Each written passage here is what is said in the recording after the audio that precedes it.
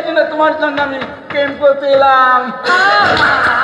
প্রেম সম্পর্কে দেখছি আপনার খুব ধারণা। হ্যাঁ গো, চুপে চাপে প্রেম করলে আনন্দটা আলাদা, শুধু ভয় ভয় আনন্দ মিলে থাকে।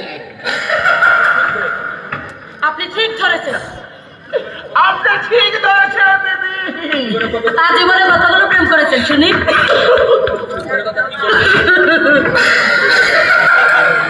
কি বলবো, প্রেম করার মতো মানুষ আজও পেলাম না গো। কি ভীষণ দুঃখ আপনার, তাই না? সেই জন্য তো ওই যাত্রা দলে ব্যবসা অভিনয় করি। তাই নাকি?